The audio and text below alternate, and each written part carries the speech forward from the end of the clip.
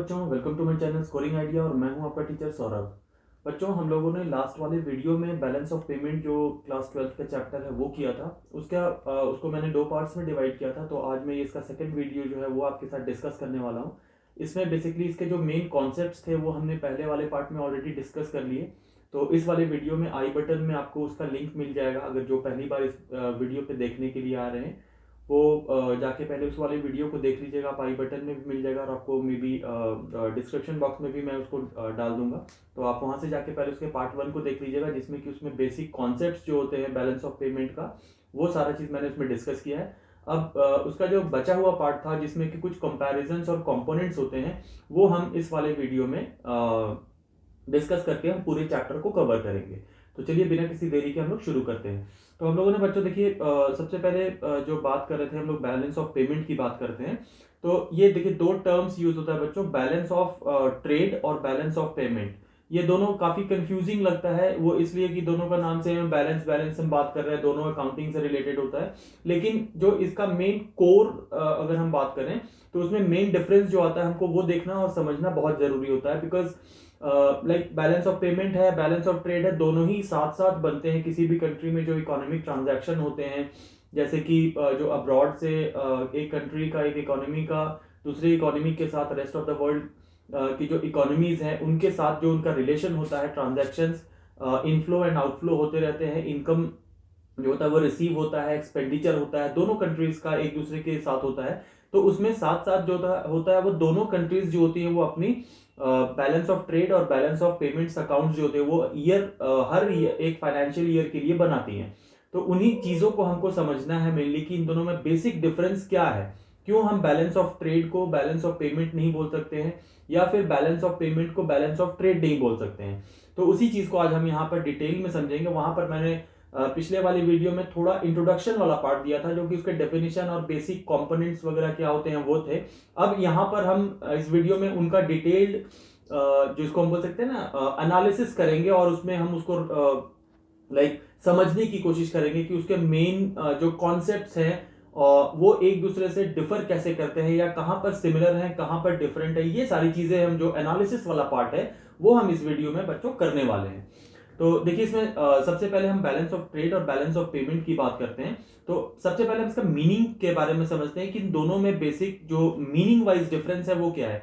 तो सबसे पहले जैसे हम बैलेंस ऑफ ट्रेड की बात करते हैं तो ये भी एक अकाउंटिंग स्टेटमेंट होता है बैलेंस ऑफ ट्रेड, और दूसरा जो था पेमेंट होता है बैलेंस ऑफ पेमेंट, वो भी एक अकाउंटिंग स्टेटमेंट होता है।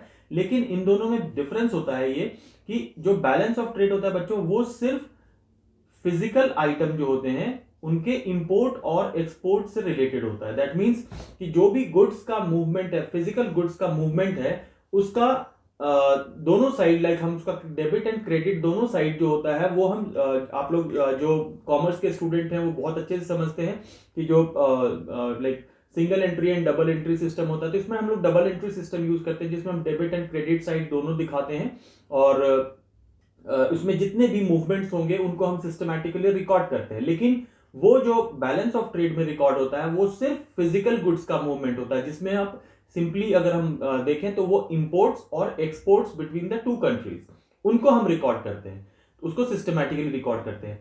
लेकिन जब बैलेंस ऑफ पेमेंट की बात आती है बच्चों तो यहां देखिए पेमेंट वर्ड आ जाता है और ट्रेड, इसी से आपको मेन डिफरेंस समझना है। ट्रेड का मतलब क्या होता है बच्चों, सिंपली गुड्स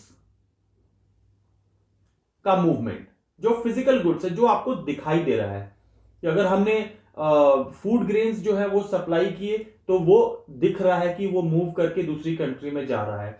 हमने कहीं से इलेक्ट्रॉनिक्स जो होते हैं उनके आइटम्स जो होते हैं, चिप्स होते हैं, मदरबोर्ड होता है, ऐसे बहुत सारी चीजें होती हैं, कंपोनेंट्स होते हैं, पेरिफेरल्स होते हैं, उनको हम इंपोर्ट करते हैं दूसरी कंट्री से, चाइना से, ताइवान से, जापान से। तो उनको वो मूवमेंट हमको दिखता है, मूव होते हैं, उसकी शिपमेंट प्रॉपर आती है हमारे पास और वो रिसीव होती है, देन वो सारी चीजें प्रोडक्शन में जाती हैं। तो जब हम बैलेंस ऑफ पेमेंट की बात करते हैं तो यहां पर क्या चीजें होती हैं, बहुत सारी आइटम्स होते हैं वो इनविजिबल होते हैं। इनविजिबल का मतलब होता है उनका फिजिकल मूवमेंट जो होता है वो आप ट्रेस नहीं कर सकते हैं। जैसे कि फॉर एग्जांपल आपने कोई बैंकिंग सर्विसेज जो होते हैं, आपका बैंक जो होता है वो कोई फॉरेन एक्सचेंज का कोई प्रोसेस करता है डॉलर्स को कन्वर्ट करके रुपीज में या डॉलर्स को कन्वर्ट करके किसी येन में, युआन में, कोई भी इस टाइप के सर्विसेज देता है। कोई आप बाहर पैसे लेके जा रहे हैं तो उसके लिए आपको कोई डिमांड ड्राफ्ट या ट्रैवलर्स चेक जो होता है वो इशू करता है। तो ऐसे बहुत सारे सर्विसेज है। शिपमेंट के जो मूवमेंट जो हम करते हैं, गुड्स के मूवमेंट करते हैं, वो भी एक सर्विस से रिलेटेड होता है। उसमें इंश्योरेंस की जरूरत पड़ती है, वेयर हाउसिंग की जरूरत पड़ती है, स्टोरेज की जरूरत पड़ती है, लोडिंग अनलोडिंग की जरूरत पड़ती है। तो वहां पर जितनी भी टाइप के सर्विसेज देते हैं हम लोग, आईटी सेक्टर से रिलेटेड सर्विसेज देते हैं। तो वो आइटम्स जो होते हैं बच्चों, वो उनमें कोई फिजिकल मूवमेंट जो होता है वो आप ट्रेस नहीं कर पाते हैं। सिंपली आपने देखा कि एक सर्विस होती है, वो आपने पूरा किया उनका सर्विस, उनका काम आपने उनको करके दे दिया, और उसके बदले वो उन्होंने आपको जो भी कमीशन है, ब्रोकरेज है, या फिर जो भी चीजें like any form of income, वो आपको पे ऑफ कर दिया। तो इवन इनकम का जो ट्रांसफर होता है बच्चों, वो भी बैंक्स के थ्रू होता है। तो उसमें भी जो इनकम होता है, उसमें क्या होता है कि उनके अकाउंट जो होता है वहां से वो चीज डेबिट हो जाती है और हमारे अकाउंट में यहाँ पर क्रेडिट हो जाती है। तो वो एक वैल्यू का ही तो मूवमेंट हुआ ना। उसमें आपको कोई मूव होता, पैसा आता हुआ तो नहीं दिख रहा है कि पैसा पहले लोड हुआ किसी शिप पे या फिर फ्लाइट में और वो कुरियर के थ्रू आपके पास करेंसी या नोट आ रहा है, वो तो नहीं होता है। वहां पर आपका एक वैल्यू जो होता है वो आपके अकाउंट में डाल दिया जाता है, वो अकाउंट आपका यहाँ पर क्रेडिट हो जाता है, यानी उसमें पैसे आ जाते हैं। उसी तरह अगर आपने पे किया है किसी कंट्री को, तो वहां आपके अकाउंट में से डेबिट हो जाता है, यानी कट जाता है पैसा, और वो दूसरे के अकाउंट में चला जाता है दूसरी कंट्रीज में। तो वो जो फिजिकल मूवमेंट है वो तो हम नहीं देख पा रहे हैं। तो इस टाइप की जितनी भी चीजें हैं, चाहे वो कम्युनिकेशन से रिलेटेड हो, इंश्योरेंस से रिलेटेड हो, ये सारी चीजें बच्चों इनविजिबल होती हैं। ठीक है, तो पहला हो गया बच्चों ये मीनिंग वाइज इनका डिफरेंस। दूसरा होता है बच्चों, इनमें जो रिकॉर्ड्स होते हैं, जो ट्रांजैक्शंस को रिकॉर्ड किया जाता है, वो किससे रिलेटेड होता है। तो पहला जो है बच्चों बीओटी जो होता है वो गुड्स से रिलेटेड होता है, और दूसरा जो होता है बच्चों वो बोथ गुड्स एंड सर्विसेज। इसमें क्या होता है, ये दोनों इंक्लूड करता है। ठीक है, तो इसका मतलब ये हुआ, अगर हम दोनों में देखें तो ये बड़ा भाई हुआ, ये छोटा भाई हुआ। ठीक है, यानी इसका पार्ट आप कह सकते हो। बैलेंस ऑफ ट्रेड जो है वो बैलेंस ऑफ पेमेंट का एक पार्ट मान सकते हो, यानी हम उसको एक सेपरेटली रिकॉर्ड करते हैं। हम चाहते हैं, अब इसमें बहुत बच्चों के दिमाग में ये आएगा कि जब हम ऑलरेडी बैलेंस ऑफ पेमेंट बना रहे हैं तो हमें बैलेंस ऑफ ट्रेड की जरूरत क्यों पड़ी, क्योंकि वो तो इसमें ऑलरेडी इंक्लूडेड है। तो ये सिर्फ अपने इजी जो बोलते हैं ना एनालिसिस जब हम करते हैं, तो उसमें जो प्रोसेस होता है एनालिसिस करने का, इकोनॉमिक पॉलिसीज बनाना होता है, या कोई भी आप इकोनॉमी की अपने एनालिसिस करते हैं, तो उसमें क्या होता है, ये इसलिए बनाया जाता है अलग से, ताकि अगर आप सिंपल इंपोर्ट और एक्सपोर्ट से रिलेटेड पॉलिसीज बना रहे हो तो उस केस में आपके सामने जो डेटा होगा वो सिंप्लीफाइड हो जाएगा, जस्ट बिकॉज कि आपने जो ट्रेड वाला आइटम है वो बैलेंस ऑफ पेमेंट अकाउंट से निकाल के बाहर अलग से बना रखा है। तो इसमें क्या हुआ, जब आपको डिटेल्ड एनालिसिस करनी होती है तो आप बीओपी अकाउंट देखेंगे, और जब आपको सिर्फ ट्रेड से रिलेटेड चाहिए, यानी आपको इंपोर्ट और एक्सपोर्ट का फिगर चाहिए कि कितना आ रहा है हमारे, लाइक कितना इंपोर्ट किया इंडिया ने दूसरे रेस्ट ऑफ द वर्ल्ड से और कितना इंडिया ने एक्सपोर्ट किया, तो उस केस में हम सिर्फ बीओपी जो बीओटी अकाउंट होता है हम उससे काम चला सकते हैं। तो ये अपना एक कन्वीनियंट मेथड होता है सेपरेशन करने का, कि हम सर्विसेज को अगर इंक्लूड नहीं करना चाहते हैं तो वो हम सिंपल इंपोर्ट और एक्सपोर्ट ऑफ गुड्स जो होते हैं हम उनको भी इजीली एनालाइज कर सकते हैं सेपरेटली। फिर अब थर्ड आता है बच्चों कैपिटल ट्रांसफर्स। अब आपको हमने पिछले वीडियो में ऑलरेडी डिस्कस कर लिया है कि कैपिटल वर्ड जहां पर आता है वहां पर बच्चों एसेट्स और लाइबिलिटी का खेल शुरू होता है। क्योंकि अगर आप करंट अकाउंट और कैपिटल अकाउंट में डिफरेंस देखें तो करंट अकाउंट जो होता है बच्चों वो फ्लो से रिलेटेड होता है, दैट मींस सिंपली मूवमेंट से, पैसा आया पैसा गया, दैट मींस रेवेन्यू से रिलेटेड होता है। वहां पर आपका कोई एसेट या लाइबिलिटी जो होता है वो चेंज नहीं होता है, उसके ऊपर में कोई इफेक्ट नहीं आता है। ठीक है, तो कैपिटल अकाउंट में क्या होता है, करंट अकाउंट में आपका सिंपल लाइबिलिटी और जो क्या नाम है, सॉरी कैपिटल अकाउंट में आपका लाइबिलिटी और जो एसेट्स होते हैं उनमें इफेक्ट आता है, दैट मींस उनमें चेंज आता है। चेंज का मतलब क्या हुआ, या तो ऐसा कोई ट्रांजैक्शन जिससे आपकी लाइबिलिटी होती है वो इंक्रीज हो जाए या डिक्रीज हो जाए, या फिर ऐसे कोई ट्रांजैक्शन जिससे आपका एसेट जो होता है वो या तो इंक्रीज हो जाएगा या तो डिक्रीज हो जाएगा। आपने एक प्रॉपर्टी खरीदी, आपका एसेट बढ़ गया, आप उसके लिए लोन लिया, आपके लायबिलिटी बढ़ गई। तो दैट मींस कि आपका एक ट्रांजैक्शन, आपके पास पैसा आया इन हैंड, लेकिन वो किस लिए है, कैपिटल, वो एक तरह से कैपिटल आपने यूज किया। कैपिटल यूज करने का मतलब हुआ कि आपकी एक तरफ से बैंक को आपको पे करना पड़ेगा ईएमआई, तो वो आपकी लायबिलिटी को भी इंक्रीज कर रहा है। दूसरे साइड आपकी प्रॉपर्टी अपनी हो गई अपने नाम की, तो उस साइड में आपका एसेट को भी इंक्रीज कर दिया। तो ये दोनों टाइप के जो होते हैं जिसमें एसेट और लायबिलिटी जो इंक्रीज या डिक्रीज होती है, इनको हम बोलते हैं बच्चों कैपिटल अकाउंट। ठीक है। और करेंट अकाउंट तो जो नॉर्मल फ्लो ऑफ बिजनेस होता है उसमें से जितने भी रिलेटेड होते हैं, पेमेंट्स, फैक्टर पेमेंट्स हो गया, गुड्स का सेल परचेज हो गया, ये सारी चीजें जितनी होती है बच्चों, यूनिलैटरल ट्रांसफर्स हो गए, ये सब जो होते हैं ये आपके एसेट और लायबिलिटी को इंक्रीज या डिक्रीज नहीं करते हैं। ये रियल टाइम बेसिस पे आपने कोई चीज अवेल किया, उसके बदले पे कर दिया, ना आपका लायबिलिटी बढ़ा या घटा, ना आपका एसेट बढ़ा या घटा, आपने बस कंजम्पशन किया और उसके पेमेंट जो था वो आपने कर दिया। तो वही चीज है यहां पे कैपिटल ट्रांसफर्स वाइज अगर हम देखें तो कैपिटल ट्रांसफर्स का मतलब होता है जो कैपिटल का मूवमेंट होता है एक कंट्री से दूसरे कंट्री में, चाहे it may be for purchasing any asset, या फिर आप कोई कहीं पर इन्वेस्टमेंट कर रहे हैं तो भी आपको होगा, या फिर आप कहीं लोन ले रहे हैं या लोन दे रहे हैं या लोन ले रहे हैं तो भी इसको हम कैपिटल ट्रांसफर्स बोलते हैं, because that is meant for generating income in the sense, मतलब वो आपके एसेट्स को इंक्रीज करेगा। आपने अगर लोन दिया है तो उस समय तो आपके पास पैसा जो है हाथ में वो चला गया, लेकिन आपका लाइक एसेट बढ़ गया, क्योंकि जो पैसा है वो आपको बाद में मल्टीप्लाई होके वापस मिलेगा।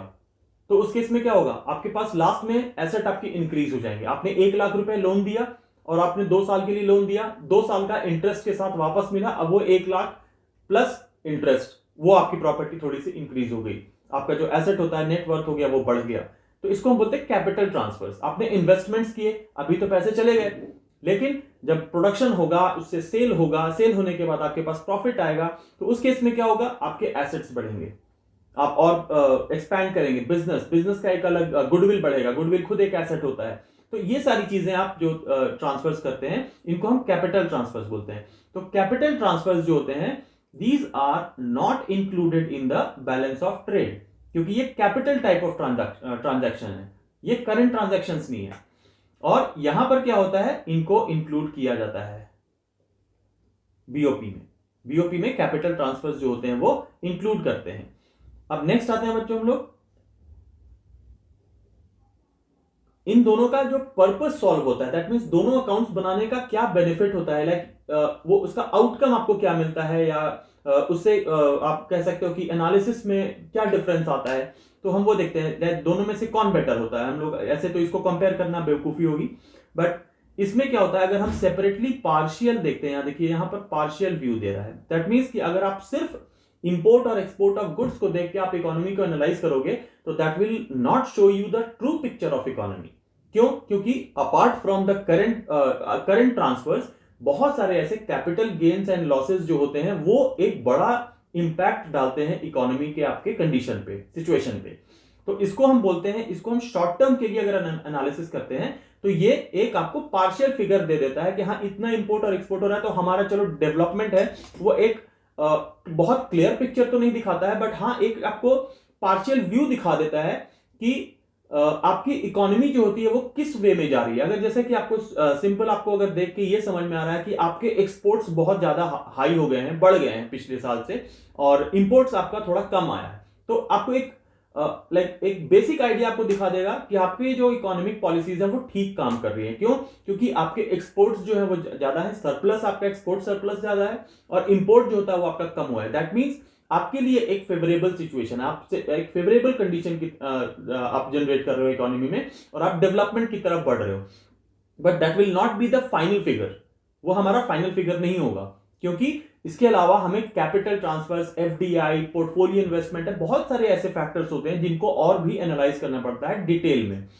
तो यहां पर जब हम एनालाइज करते हैं तो आपको एक क्लियर व्यू मिल जाता है इकोनॉमिक पोजीशन का, कंट्री का। जैसे कि इसको आप अगर हम कंपैरिजन करते हैं तो आप सीधा सीधा इसका एग्जांपल ले सकते हैं जो हमने पिछली वीडियोस में आपने जाके देखा होगा, जिसको हम बोलते हैं नॉमिनल वर्सेस रियल जीडीपी। ये सेम वही कॉन्सेप्ट है कि जब हम फिगर में करंट फिगर देखते हैं तो आपको जीडीपी अगर इंक्रीज हुआ दिख रहा होता है, तो हमें ये अज्यूम नहीं कर लेना चाहिए कि चलो हमारी पॉलिसीज सही है, हमारी इकोनॉमी बिल्कुल ठीक रन कर रही है। इट माइट बी पॉसिबल कि आपकी जीडीपी में जो इंक्रीज दिख रहा है that may be because of inflation, वो आपके प्राइसेस बढ़ गए हैं, जिसकी वजह से जो चीज 10 की बिकनी थी अब वो 20 की बिक गई, तो नेचुरली आपका रेवेन्यू बढ़ जाएगा। रेवेन्यू बढ़ेगा तो आपका जीडीपी जो होगा वो हायर शो होगा। But is it actual development? किसी को जॉब्स तो नहीं मिली, प्रोडक्शन लाइन जो होता है वो तो एक्सपैंड नहीं हुआ, नई फैक्ट्रीज नहीं आई, नया एम्प्लॉयमेंट जनरेट नहीं हुआ। यहां पर सिर्फ आपको एक बढ़ा हुआ फिगर जो होता है वो रिफ्लेक्ट हो रहा है। तो इसी वजह से हम क्या करते हैं, उसको बेस ईयर में जाके कंपेयर करते हैं बेस ईयर के प्राइसेस से, तब आपको जो मिलता है वो फिगर होता है real GDP, and that shows the correct and true picture of the economy. वही चीज यहां पर है, जब हम बीओटी को देखते हैं तो that gives a partial figure, like partial idea, जिसको एक बोलते हैं कि मतलब अनक्लियर पिक्चर होता है, लेकिन हाँ एक डायरेक्शन आपको पता चल जाता है कि इंपोर्ट्स हमारे कम हो गए, एक्सपोर्ट अगर बढ़ गया तो हाँ चलो हमारी इकोनॉमी फेवरेबल कंडीशन अक्वायर कर रही है। लेकिन जब हमको करेक्ट एनालिसिस करना होता है, फाइनलाइज करना होता है कि हाँ भाई हमारा एग्जैक्ट पॉलिसी फॉर्मुलेशन में एग्जैक्ट हमारा आउटकम क्या निकल के आ रहा है, तो वो हम देखने के लिए क्या करेंगे बच्चों, बीओपी अकाउंट को एनालाइज करेंगे, ना कि सिर्फ बीओटी। तो ये हमारा हो गया कि बेटर जो होता है वो ये होता है। फिर आता है बच्चों रिजल्ट। अब रिजल्ट का मतलब क्या हुआ, आउटकम। दैट मींस बीओटी का आउटकम और बीओपी का जो हम एनालिसिस करते हैं तो आउटकम निकल के क्या आता है। तो आउटकम क्या होगा, या तो बच्चों आपका एक्सपोर्ट ज्यादा होगा और इंपोर्ट कम होगा, या फिर आपका एक्सपोर्ट कम होगा, इंपोर्ट जो होता है वो ज्यादा होगा, या फिर दोनों बराबर होगा। यही तीन कंडीशंस आ सकती हैं। तो जब आपका एक्सपोर्ट ज्यादा होता है, इंपोर्ट कम होता है, तो वो आपके लिए किसी भी इकोनॉमी के लिए फेवरेबल माना जाएगा। अगर इंपोर्ट्स ज्यादा हैं और एक्सपोर्ट्स आपके कम हैं, दैट मींस कि आपका पैसा ज्यादा ड्रेन हो रहा है बाहर, यानी वो हमारी इकोनॉमी के लिए अनफेवरेबल होगा। और अगर दोनों हैं इक्वल, दैट मींस आपने एग्जैक्टली वही अमाउंट का एक्सपोर्ट किया जितना आपने इंपोर्ट किया, तो उस केस में क्या होगा, वो बैलेंस्ड होगा, जिसको हम इक्विलिब्रियम भी बोलते हैं। ठीक है, वही सेम चीज यहां पर। अब यहां पर देखिए हम लोग देखते हैं इसको हम फेवरेबल और इनफेवरेबल, अनफेवरेबल हो गया। अब यहां पर हम जब देखते हैं तो both the receipts and payment sides are, side जो होते हैं वो टैली करते हैं। दैट मींस यहां पर ये एक जो अकाउंटिंग स्टेटमेंट होता है ये टैली होना चाहिए, क्योंकि इसमें बहुत सारे हम ऑटोनोमस और जो हमने पढ़ा था कि ऑटोनोमस आइटम्स होते हैं और एकोमोडेटिंग आइटम्स होते हैं, उनको हम लास्टली टैली करते हैं। यहाँ पे टैली मतलब ये एक बैलेंस शीट जो होता है उसकी तरह जो परफॉर्म करता है, ना कि एक प्रॉफिट एंड लॉस अकाउंट की तरह।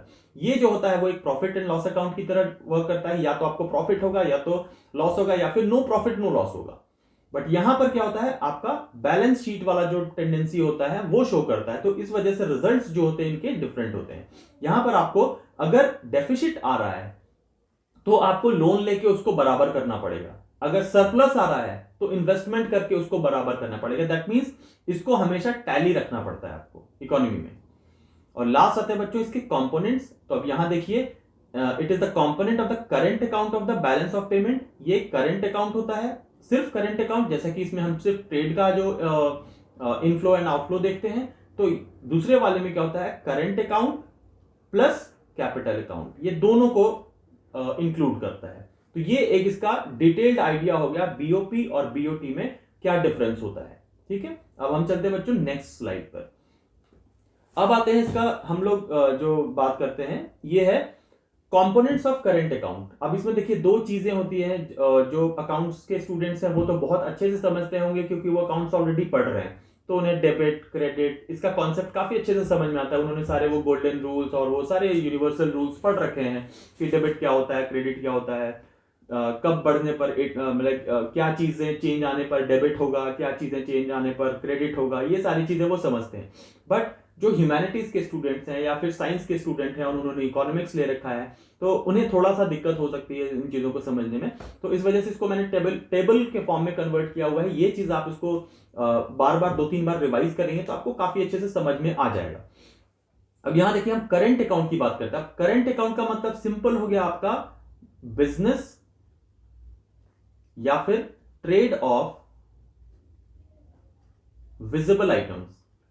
ठीक है, विजिबल्स, जो भी विजिबल्स हैं उनके जो ट्रेड होता है, उसका एक्सचेंज होता है, उसको हम करंट अकाउंट में एंटर करते हैं, रिकॉर्ड करते हैं।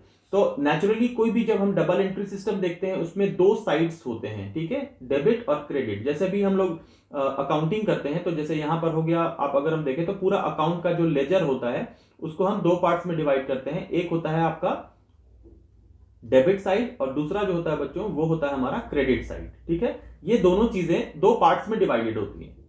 पूरा जो अकाउंट का बुक होता है वो दो पार्ट्स में डिवाइडेड होता है, डेबिट साइड और क्रेडिट साइड, तो जिसको हम प्लस या माइनस आइटम्स भी कह सकते हैं। तो यहां देखते हैं हम, देखिए कि हम लोग जब क्रेडिट आइटम्स की बात करते हैं और वो करंट अकाउंट से रिलेटेड होता है, तो उनमें नॉर्मली क्या क्या चीजें होती हैं। तो सबसे पहला देखिए, visible trade exports of goods, यानी पहला वाले में हम क्या ले रहे हैं, फर्स्ट वाले में एक्सपोर्ट ऑफ गुड्स। अब एक्सपोर्ट का मतलब क्या हुआ कि आपने, हम इंडिया का एग्जांपल लेके एज्यूम करके यहां पर रखेंगे, देखेंगे जब हम एक्सपोर्ट कर रहे हैं दूसरी कंट्रीज को, रेस्ट ऑफ द वर्ल्ड में हम कोई चीजें प्रोडक्शन कर रहे हैं, कपड़े बना रहे हैं, शूज बना रहे हैं, बैग्स बना रहे हैं, मेटल होता है, रॉ मटेरियल्स होते हैं, ये हम यहाँ पर प्रोड्यूस कर रहे हैं, प्रोक्योर कर रहे हैं, और उसको हम रेस्ट ऑफ द वर्ल्ड में सेल करना चाहते हैं, तो हम एक्सपोर्ट करेंगे सारी चीजों को। हमारे पास ऑर्डर्स आएंगे, हम उन्हें सारा सामान जो होता है वो भेजेंगे, या तो मैन्युफैक्चर्ड या फिर जिसको हम रॉ मटेरियल्स बोलते हैं, जिसको हम कच्चा सामान बोलते हैं। ठीक है, तो ये चीजें तो विजिबल होंगी, ये दिखेंगी आपको, प्रॉपर शिपमेंट जो होती है वो पैक करके भेजना पड़ेगा। ठीक है, अब यहां देखिए एक्सपोर्ट ऑफ गुड्स जब होता है, तो आपने सपोज यूएस में लाइक यहां के फ्रूट्स भेजे, ठीक है, यहां से सामान गया बाहर, अब आपके पास पेमेंट क्या होगा, रिसीव होगा, इनकम जो होगा वो रिसीव होगा। आपने सामान भेजा, उसके बदले आपको इनकम रिसीव होगी। तो जब इनकम रिसीव होता है बच्चों, तो वो हमारे क्रेडिट में आ जाता है। जैसे कि आपने एग्जाम्पल देखा होगा, जब भी आपके बैंक के अकाउंट में पैसे आते हैं, मतलब कहीं से आपने इनकम मिली या आपके अकाउंट में पैसे आए, आपकी कंपनी ने आपको सैलरी पे किया, कहीं से आपके कुछ आया, कमीशन आया, कहीं से ब्रोकरेज रिसीव हुआ, कहीं से आपने इन्वेस्टमेंट किया हुआ था तो वहां से आपको इनकम, इंटरेस्ट, डिबेंचर पे इंटरेस्ट मिला, या आपने शेयर खरीदे थे उसका आपको डिविडेंड मिला, जो भी किसी भी फॉर्म में इनकम हो, कहीं से कमीशन मिला, वो इनकम जब रिसीव होता है तो आपका जो बैलेंस होता है अकाउंट का, उसमें क्या मैसेज आता है हमेशा कि आपके पास पहले से पड़े हुए थे जितने भी पैसे, वो तो आपका बैलेंस था अकाउंट में पहले ही। जैसे ही आपके पास इनकम उसमें रिसीव होता है, आपका मैसेज आता है आपके बैंक से कि this much amount has been credited to your account. That means आपको कहीं से इनकम या पैसे रिसीव हुए हैं। तो उसको हम यहां पर देखिए, तो जब हम एक्सपोर्ट करेंगे तो नेचुरली हमारा इनकम जो होता है वो इंक्रीज होगा, तो हमारा क्रेडिट साइड जो होता है वो इंक्रीज हो जाएगा, क्योंकि वो अकाउंट में क्रेडिट होगा। तो ये आपका क्रेडिट आइटम में पहला हो गया विजिबल ट्रेड। उसी तरह इसका ठीक ऑपोजिट क्या होगा बच्चों, जब हम पे करेंगे, हमने इंपोर्ट किया, तो हमारे साइड से आउटफ्लो ऑफ मनी होगा, तो वो आपका क्या हो जाएगा, डेबिट आइटम में। ठीक है, और फिर हम जब बैलेंस ऑफ ट्रेड निकालेंगे तो आपका नेट निकालना पड़ता है। नेट का मतलब होता है डिफरेंस। तो जब हम इंपोर्ट ऑफ गुड्स का और एक्सपोर्ट ऑफ गुड्स का, जिसको हम एक्स माइनस एम भी बोलते हैं, तो एक्सपोर्ट और इंपोर्ट का बैलेंस जब हम निकालेंगे तो वो यहां पर आएगा। अब वो चाहे प्लस में आए या फिर माइनस में, हो सकता है आपने इंपोर्ट ज्यादा किया हो सकता है आपने एक्सपोर्ट ज्यादा किया हो, तो दोनों केसेस में आपको फिगर जो होगा वो फाइनल माइनस में या प्लस में या फिर इक्वल होगा। हो सकता है बैलेंस ऑफ ट्रेड अगर आपका बराबर है तो इक्वल आ जाए कि नेट जितना जो आ रहा है वो जीरो आ रहा है। जीरो का मतलब क्या हुआ, आपके इंपोर्ट्स और एक्सपोर्ट्स बिल्कुल सेम है। अब नेक्स्ट आता है बच्चों इनविजिबल ट्रेड। इनविजिबल ट्रेड का मतलब क्या हुआ बच्चों, एक्सपोर्ट ऑफ सर्विसेज। सर्विसेज वही सेम चीज है, जब आप सर्विस एक्सपोर्ट करते हो तो भी आपको इनकम रिसीव होती है। तो इनकम रिसीव होगा तो क्या होगा, आपका जो क्रेडिट आइटम्स होंगे वो इंक्रीज हो जाएगा, क्रेडिट साइड आपका इंक्रीज हो जाएगा। उसी तरह जब एक्सपोर्ट के बाद इधर इंपोर्ट हम देखते हैं, तो आपका अगर आपने सर्विसेज जो था वो इंपोर्ट किया, आपने सर्विसेज अवेल किया, तो आपको पेमेंट करना पड़ेगा। तो उस केस में क्या होगा, नेट जो होगा वही प्लस और माइनस यहां पे आएगा। फिर थर्ड होता है बच्चों यूनिलैटरल ट्रांसफर्स। अब देखिए यूनिलैटरल ट्रांसफर्स क्या होते हैं बच्चों, ये काइंड ऑफ ट्रांसफर इनकम होती है जो रिसीव होती है, जो कि वन साइडेड होती है। हमने पहले भी डिस्कस किया कि हमारे लोग जो होते हैं वो बाहर कंट्री में रह रहे हैं, दूसरी कंट्रीज में, वो वहां इनकम जनरेट करते हैं, वहां कंजम्पशन करते हैं, वहां टैक्स भरते हैं, बच जाता है पैसा, वो सेविंग्स वो वहां नहीं रख के क्या करते हैं, वो अपनी फैमिली वालों को यहाँ भेज देते हैं। बट हमारे लिए तो वो एक वन साइडेड इनकम है, उसके बदले जाएगी वो रिसीव करने के लिए हमने तो कुछ भी पे नहीं किया या कुछ भी सर्विसेज नहीं दिए, वो तो हमें फ्री ऑफ कॉस्ट मिल रहा है। तो जो भी इनकम या ट्रांसफर ऑफ मनी होता है वो वन साइडेड होता है। जैसे गवर्नमेंट, हम इंडिया की बात करते हैं तो इंडिया में जो सब्सिडीज दी जाती हैं वो ट्रांसफर इनकम होती है, उसके बदले आपको कुछ भी देना नहीं पड़ता गवर्नमेंट को वापस। उसी तरह अगर हम स्कॉलरशिप्स की बात करते हैं तो स्कॉलरशिप अगर आपको दिया गया है तो उसके बदले आपको कुछ देना नहीं है। कॉलेज ने आपको स्कॉलरशिप दिया, यूनिवर्सिटी ने दिया, चाहे गवर्नमेंट ने दिया, कोई भी ऑर्गेनाइजेशन हो उसने आपको स्कॉलरशिप दे दिया, तो उसके इसमें क्या होगा, आपको उन्हें पे बैक नहीं करना है। It's not like a loan कि आपने लोन लिया, पढ़ाई लिखाई की, जॉब हुई और उसका आपने लौटा दिया उसको। ठीक है, तो इसको हम बोलते हैं यूनिलैटरल ट्रांसफर। पेंशन दे रही है, पेंशन देने का मतलब क्या होता है, वो वन साइडेड इनकम गवर्नमेंट दे रही है लाइफ लॉन्ग। आप तो रिटायर करके अपना सैलरी तो पहले आपने ड्रॉ किया हुआ था, 60 का आप एज हो गया आपका, आपको रिटायरमेंट हो गया, रिटायरमेंट के बाद आपको बैंक के थ्रू पेंशन दिया जा रहा है, गवर्नमेंट पेंशन दे रही है, बट उसके बदले पेंशन से के अगेंस्ट आपसे कुछ काम तो नहीं ले रही है गवर्नमेंट। वो आपको इकोनॉमिक सिक्योरिटी के लिए आपको पेंशन दिया जा रहा है। बहुत सारे किसानों को डिफरेंट टाइप्स ऑफ मेथड से, डायरेक्ट बेनिफिट ट्रांसफर से, कभी 2000, कभी 5000, कभी 6000 ऐसे गवर्नमेंट ट्रांसफर करती है, जो सब्सिडीज देती है, सब्सिडी पब्लिक डिस्ट्रीब्यूशन सिस्टम होता है, ये सारी चीजें क्या होती है, यूनिलैटरल ट्रांसफर होता है, उसके बदले में दूसरे साइड से कुछ नहीं आता है। जैसे कि हम बाइलेटरल में क्या होता है कि आपने कहीं पर जॉब किया, आपने 1 महीना सर्विसेज दिया, उसके बदले कंपनी आपको कॉम्पेंसेट करती है एक सैलरी देके। आपने 1 दिन कहीं काम किया, आपको वेजेस मिल जाते हैं। आपने कोई काम करवा दिया किसी का, उसके बदले आपको कमीशन मिल गया। आपने शेयर परचेज और शेयर सेल और परचेज करवाया, उसके बदले आपको ब्रोकरेज मिल गया। आपने किसी का घर खरीदवाया, रेंट पे चढ़वाया, उसके बदले आपको ब्रोकरेज मिल गया।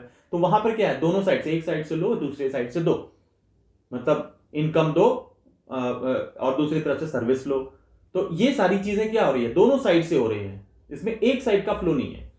तो इसमें हम बच्चों यूनिलैटरल ट्रांसफर्स में क्या होता है, सिंगल साइडेड ट्रांसफर्स होते हैं, जिसको हम ट्रांसफर पेमेंट्स बोलते हैं। तो अब यहां देखिए रिसिप्ट्स हुआ, तो जब यूनिलैटरल रिसिप्ट्स होंगी, जब रिसीव होगा, तो नेचुरली हमारे एक तरह से वो इनकम है, वो हमारा क्रेडिट साइड इंक्रीज कर देगा।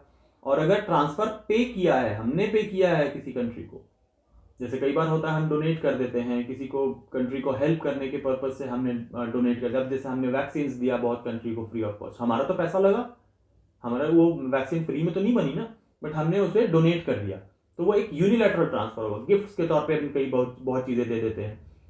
तो ये सारी चीजें क्या थी, इंडिया को भी बहुत सारा गिफ्ट्स के तौर पे या यूनिलैटरल ट्रांसफर के तौर पे ऑक्सीजन सिलेंडर्स बनाए, भेजे, बहुत कंट्रीज ने फ्री ऑफ कॉस्ट भेजा, बहुत लोगों ने पे करके हमने खरीदा। तो ये सब चीजें न्यू जो ट्रांसफर पेमेंट्स होती हैं, तो पे किया तो नेचुरली आपके साइड से डेबिट हो जाएगा वो। फिर हम वही चीज करेंगे, इसका प्लस और माइनस। फिर लास्ट होता है बच्चों income receipts and payments income. अब ये इसमें भी वही चीज है, इनकम जो और अदर मेथड से इनकम जनरेट होता है वो इसके अंदर में आ जाता है, इनकम रिसिप्ट्स और पेमेंट्स। तो इस केस में क्या हुआ, रिसिप्ट्स वाला पार्ट जो होगा वो आपका डेबिट साइड क्रेडिट साइड जो होता है वो इंक्रीज करेगा, और इनकम वाला पार्ट जो होता है वो आपका जो पेमेंट्स, जो इनकम आपने पे किया, जैसे कि ये फैक्टर इनकम से रिलेटेड हुआ। अगर आपको इनकम रिसीव हुआ है तो वो हमारी इकोनॉमी के लिए अच्छा होगा, हमारी इकोनॉमी में एड ऑन है। और अगर हमने इनकम पे किया है, हमने काम लिया है किसी से और सर्विसेज ली हैं या कुछ भी लिया है, तो वो हम पे करेंगे, तो हमारे लिए एक आउटफ्लो होगा। उसी तरह इसका भी प्लस और माइनस आइटम्स आएंगे।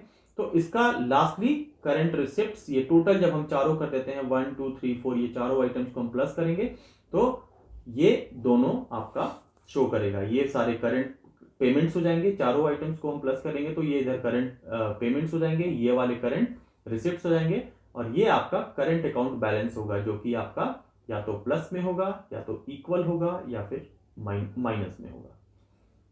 तो ये हो बच्चों करंट अकाउंट का सिनेरियो।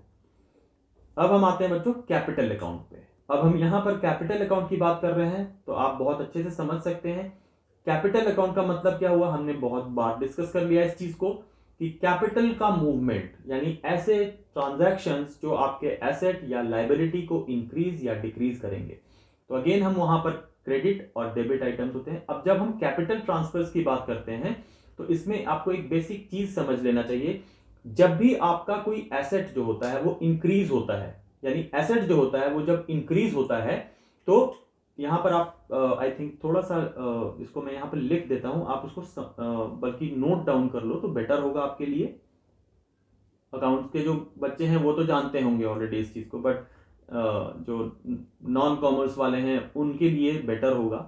दो चीजें होती है बच्चों, एसेट और इधर होती है लाइबिलिटी। लाइबिलिटी मतलब आप इसको एक तरफ से समझ सकते हो, हेडेक, आपके ऊपर बर्डन है कुछ। एसेट क्या है भाई? एसेट है हमारा, यानी हमारे लिए एक फेवरेबल चीज होती है। आपने प्रॉपर्टी खरीदी, आपके पास कैश पड़ा है, that is an asset. Goodwill है आपके अकाउंट, आपकी कंपनी है, आपका फर्म है, उसका गुडविल है, वो भी एक एसेट है। एसेट जब इंक्रीज होता है, ठीक है, और लाइबिलिटी जब डिक्रीज होता है, तो उसको हम डेबिट करते हैं। DR is for debit. और इसका ठीक उल्टा होता है, अगर एसेट कम हुआ और लाइबिलिटी जो होता है वो इंक्रीज हुआ, तो उसको हम क्रेडिट बोलते हैं।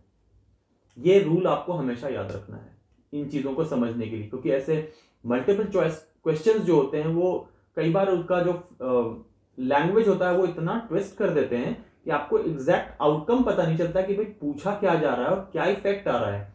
और उससे आप कई बार होगा कि क्वेश्चन या कॉन्सेप्ट जानते हुए अगर आपने ये कॉन्सेप्ट आपको नहीं समझ में आया हुआ है, तो मे बी आप गलत कर दो, गलत चॉइस आप कर दो उसमें जो आंसर है। तो इसलिए आपको जो बेसिक प्रिंसिपल्स होते हैं उनको हमेशा माइंड में रखना पड़ेगा इनसे रिलेटेड क्वेश्चंस करने के लिए। तो अब हम जब कैपिटल अकाउंट की बात करते हैं तो नेचुरली इसमें क्या क्या आ जाएंगे बच्चों? इन्वेस्टमेंट्स, लोन, सिक्योरिटी का परचेज और सेल, लैंड खरीदना, प्रॉपर्टी एसेट्स बनाना, कैपिटल गुड्स, मशीनरी खरीदना, प्लांट खरीदना या बेचना, ये सारी चीजें आ जाती हैं इसके अंदर में, जो हम फर्दर इनकम जनरेट, लाइक इसमें वो ट्रांसफर्स होते हैं जो आप इनकम जनरेट करने के लिए कर रहे हैं। ठीक है, तो अब देखिए इसमें पहला जो होता है क्रेडिट आइटम्स की बात करते हैं, तो सबसे पहला आता है borrowing and lending. Borrowing and lending मतलब क्या हो गया? That will be related to loans. यानी अब यहां देखिए बोरो कर रहे हैं आप, सॉरी यहां पर ई आना चाहिए, ये टाइप गलत हो गया है। हाँ, बोरोइंग्स एंड लेंडिंग्स। अब यहां देखिए टू एंड फ्रॉम हम देखते हैं। क्रेडिट साइड में क्या होगा? बोरो कर रहे हैं आप या लेंड कर रहे हैं, उसमें दो चीजें होंगी। पैसा का तो आपको रिसीव होगा या फिर आपको पे करना पड़ेगा। जस्ट लाइक अगर आप लोन लेते हैं, ठीक है, तो यहां पर आपको जो भी चीजें देखनी है वो कैसे देखना है कि अगर आप लोन ले रहे हैं या दे रहे हैं, ठीक है, तो उससे आपके कैपिटल अकाउंट पे क्या फर्क पड़ेगा? दैट मीन्स आपके एसेट या तो इंक्रीज हो रहे हैं या फिर डिक्रीज हो रहे हैं, या फिर आपकी लाइबिलिटी जो होती है वो इंक्रीज हो रही है या डिक्रीज हो रही है। आपको सीधा सीधा माइंड में ये रखना है, ठीक है। तो borrowings and lendings to and from abroad, ठीक है, बोरोइंग्स। अब यहां देखिए बोरोइंग्स है, यानी अगर हम बोरो कर रहे हैं, ठीक है, फ्रॉम अब्रॉड। अब यहां देखिए फ्रॉम अब्रॉड करेंगे तो हमारे ऊपर क्या आ जाएगा? लाइबिलिटी आ जाएगा। तो उस केस में क्या होगा? लाइबिलिटी जब हमारा इंक्रीज हो रहा है तो क्या होता है बच्चों? क्रेडिट। ये देखिए क्रेडिट आइटम्स में आया। उसी तरह आपने लेंड किया अब्रॉड में, दूसरी कंट्री जो होते हैं वो आपसे लोन ले रही है, या उस दूसरी कंट्री का कोई फर्म जो होता है वो हमारी कंपनी के किसी फर्म से या बैंक से लोन ले रहा है, तो उस केस में क्या होगा? हमारे लिए वो एसेट है, आपका क्रेडिटर है, वो आपको बाद में पे करेगा विथ इंटरेस्ट। तो हमारे लिए इनकम बढ़ेगी ना बाद में, फ्यूचर में, तो वो हमारे लिए एक तरह से इन्वेस्टमेंट है या एसेट है। तो जब एसेट आपका इंक्रीज होता है तो बच्चों डेबिट में आ जाता है। तो ये चीज आपको समझना है, इसको देखने आप बहुत आसानी से समझ सकते हो अगर आपको ये चीजें समझ में आ गई हैं तो ये बेसिक सा आपका प्रिंसिपल है जो आपको समझने के लिए इसमें यूज करना है, ठीक है। और इसी तरह हम लास्ट में क्या करेंगे? नेट निकालेंगे। तो ये वही होगा, या तो आपके दोनों चीजें बराबर, तीनों कंडीशन होगी, या तो माइनस में होगा या इक्वल होगा या फिर आपका प्लस में होगा। प्लस में होगा दैट मीन्स कि आपने ज्यादा लेंडिंग कर रखी है तो आपके लिए एसेट, आपका एसेट साइड हेवी होगा, ज्यादा होगा, और लाइबिलिटी साइड कम होगा। अगर आपका दोनों साइड बराबर है तो यहाँ इक्वल टू है, दोनों साइड पर आपने उतना ही लेंड किया है जितना आपने बोरो किया है। या फिर आपका माइनस में होगा, दैट मीन्स कि आपने लेंडिंग कम की है और बोरोइंग ज्यादा की है। दूसरा है बच्चों इन्वेस्टमेंट। इन्वेस्टमेंट फ्रॉम अब्रॉड, ठीक है।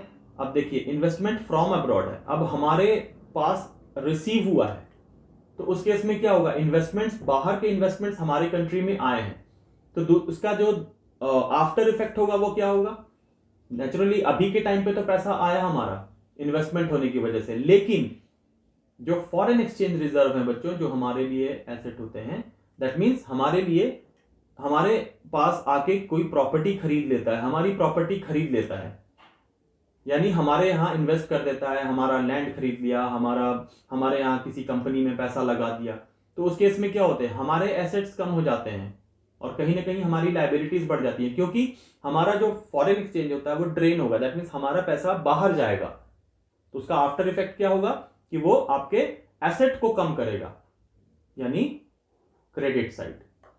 उसी तरह इन्वेस्टमेंट टू अब्रॉड, हमने इन्वेस्टमेंट बाहर किया तो हम क्या लेके आएंगे, फाइनली इनकम अपनी कंट्री में लेके आएंगे, तो हमारा कैश बढ़ेगा, हमारे जो रिजर्व्स हैं वो बढ़ेंगे, तो उस केस में वो आइटम डेबिट होगा।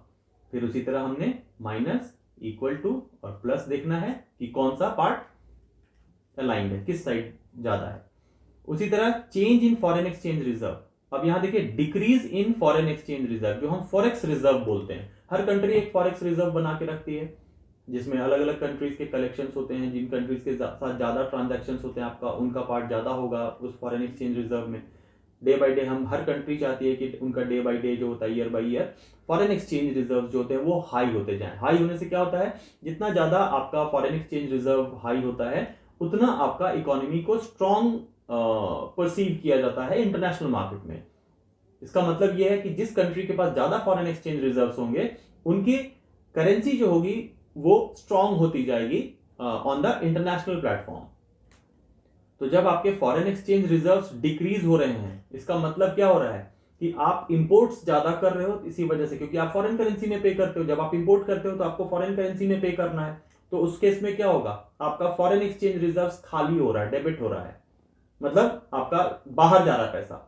यहां पर आप पे कर रहे हो, तो पे करने की वजह से क्या हो रहा है, आपके जो एसेट्स होते हैं बच्चों वो डिक्रीज हो रहे हैं। आपका फॉरेन एक्सचेंज रिजर्व क्या होता है, एसेट है, एक तरह से जमा पैसा है, वो निकल के बाहर जा रहा है, तो खर्च हो रहा है ना। खर्च होने की वजह से आपका क्या होगा, एसेट जो होता है वो कम होता जाएगा। जितना आप ज्यादा इंपोर्ट करोगे उतना ज्यादा आपका फॉरेन एक्सचेंज रिजर्व जो होगा वो डाइल्यूट होता जाएगा, कम होता जाएगा। तो उस केस में आपका क्रेडिट आइटम जो होता है वो बढ़ने लग जाएगा, क्रेडिट साइड आपका ज्यादा होने लग जाएगा।